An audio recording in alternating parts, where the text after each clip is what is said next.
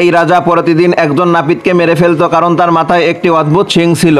এই বিষয়টি লুকিয়ে রাখার জন্য প্রতিবার চুল কাটানোর পর রাজা নাপিতকে বলতো, তোমার মজুরি ওই বক্স থেকে নিয়ে নাও। কিন্তু যখন নাপিত বক্সের মুখ খুলতো, রাজা চুপি চুপি পেছন থেকে গিয়ে গভীর গর্তে ধাক্কা দিয়ে ফেলে দিত।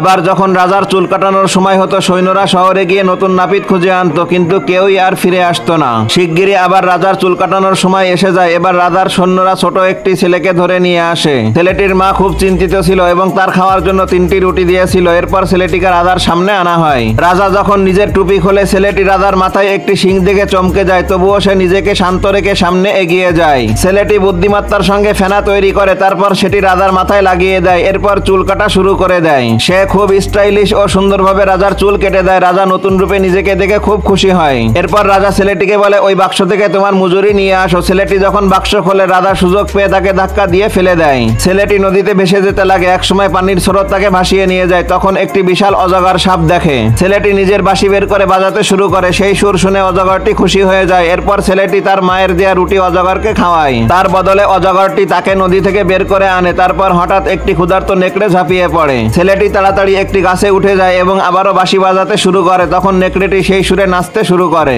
সুর বন্ধ হতেই নেকড়ে গাছের সঙ্গে ধাক্কা খায়, আর সেই ধাক্কায় ছেলেটিও নিচে পড়ে যায়। ছেলেটি নেকড়েকেও রুটি খাওয়ায়। খাওয়ার পর নেকড়ে তাকে জঙ্গল থেকে বের করে দেয়। এরপর ছেলেটি ঠিক করে রাতের জন্য কোথাও আশ্রয় নেবে। তখনই এক জাদুকরী বুড়ি তাকে দেখে এবং ভাবে ছেলেটিকে আজ রাতে রান্না করে খাবে। তাই সে সাধারণ বুড়ি সেজে ছেলেটিকে ঘরে আমন্ত্রণ জানায়। যখন ছেলেটি ঘরে বসেছিল, হঠাৎ করে আসবাবপত্র জীবন্ত হয়ে ওঠে এবং তাকে একটি বড় পাত্রের দিকে টেনে নিয়ে যেতে লাগে। মৃত্যুর আগে শেষবারের মতো ছেলেটি অনুরোধ করে যেন সে একবার বাঁশি বাজাতে পারে। জাদুকরী বুড়ি রাজি হয়ে যায়, কিন্তু বাঁশির সুর শুনে জাদুকরী বুড়ি মুগ্ধ হয়ে যায় এবং ছেলেটি চুপি চুপি পালিয়ে যায়। কিন্তু জাদুকরী বুড়ি তাকে দেখে ফেলে। তখন ছেলেটি তার শেষ রুটিটা বের করে জাদুকরী বুড়িকে খেতে দেয়। খাওয়ার পর জাদুকরী খুশি হয়ে তাকে একটি জাদুর জ্যাকেট উপহার দেয়। সাধারণভাবে জ্যাকেটটি পরলে সে শিশু হয়ে যাবে, আর উল্টোভাবে পরলে বুড়ো হয়ে যাবে। ঠিক তখনই ছেলেটির মাথায় একটি দারুণ বুদ্ধি আসে। কিছুদিন পর জ্যাকেট উল্টো পরে রাজার প্রাসাদে যায় এবং বলে, আমি রাজার চুল কাটতে চাই।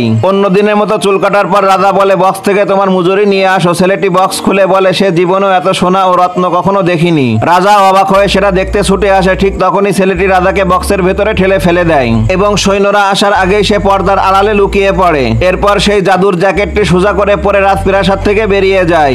নিরাপদে চলে যাওয়ার পর সে আবার নিজের আসল রূপে ফিরে আসে। এভাবে মাত্র 3টি রুটি আর একটি বাঁশির সাহায্যে ছেলেটি শুধু নিজেকে বাঁচায় না, বরং রাজ্যের সবাইকে বাঁচিয়ে দেয়।